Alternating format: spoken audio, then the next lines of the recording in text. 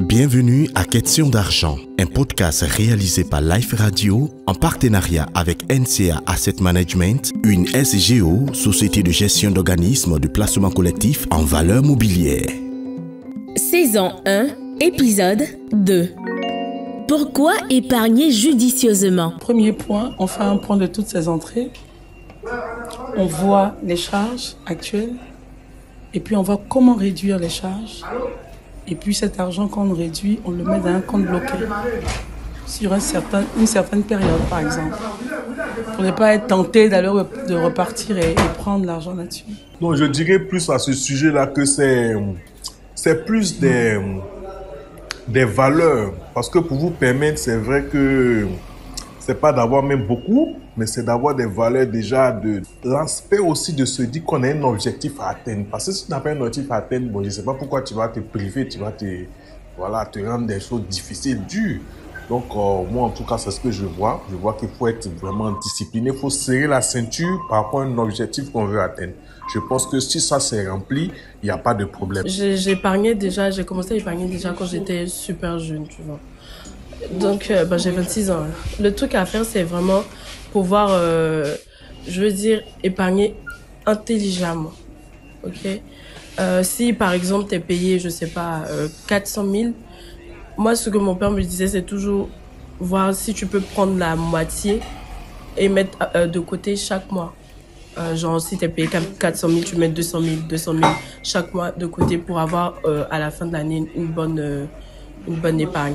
Donc, la moitié de son salaire, moi, c'est ce que je conseille de faire. Épargne intelligente. Vous avez vu dans un précédent podcast que l'épargne est un sacrifice que vous réalisez en économisant une partie de vos revenus et qu'une épargne est toujours investie quoi que vous faites. Vous avez donc le choix de diriger votre épargne sur tous les produits que vous souhaitez. Par contre, vous constatez de manière générale que vous disposez systématiquement votre épargne dans des comptes d'épargne qui ne sont rémunérés qu'à 3,5% brut par an. Ne serait-il pas intéressant d'orienter votre épargne de façon plus judicieuse? Épargner intelligemment, c'est choisir des placements qui vous permettront de gagner beaucoup tout en réduisant vos risques de perte.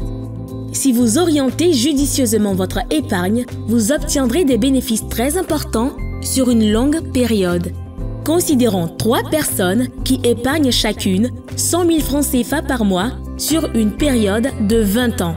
En d'autres termes, ces 3 individus sacrifient exactement la même somme d'argent chaque mois pour financer leurs objectifs futurs. Par contre, ils décident d'investir différemment leur épargne, ce qui leur produit des gains différents. Cela dit, leur choix les conduit à gagner respectivement en moyenne 3%, 9% et 15% chaque année. L'épargnant qui a placé son épargne dans un rendement moyen de 3% par an accumulera 31 948 919 francs CFA au bout de 20 ans. Par contre, celui qui a placé avec un rendement moyen de 9% se retrouve avec 66 788 687 francs CFA 20 ans plus tard. Il a donc accumulé 35 millions de francs CFA de plus que le premier, soit plus du double du montant qu'il a obtenu. La seule différence est qu'il a investi son argent de façon plus astucieuse en gagnant 6% de plus chaque année. L'épargnant qui a placé son épargne avec un rendement moyen de 15% obtient la somme de 149 723 948 francs CFA après 20 ans. Avec la même somme d'argent épargnée, il a obtenu plus de 110 millions de francs CFA de plus que le premier, soit près de 5 fois le montant qu'il a obtenu et plus de 80 millions de francs CFA de plus que le deuxième, soit plus du double du montant qu'il a obtenu. Juste parce qu'il a pris des décisions plus judicieuses qui l'ont conduit à gagner plus de 15% chaque année.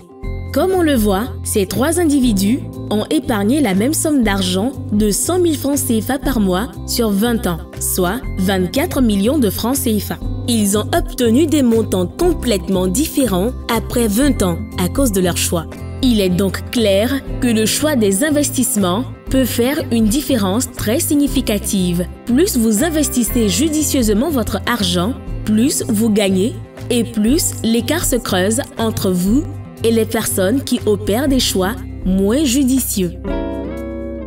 Il ne suffit donc pas d'épargner systématiquement votre épargne dans un produit, mais vous devez en prendre le contrôle et le faire plus judicieusement en choisissant d'investir dans des produits à même de vous permettre de mieux rentabiliser votre épargne. Dans tous les cas, tant qu'il y a meilleur, on ne doit jamais se contenter du mieux. Ce podcast vous a été offert par Life Radio en partenariat avec NCA Asset Management.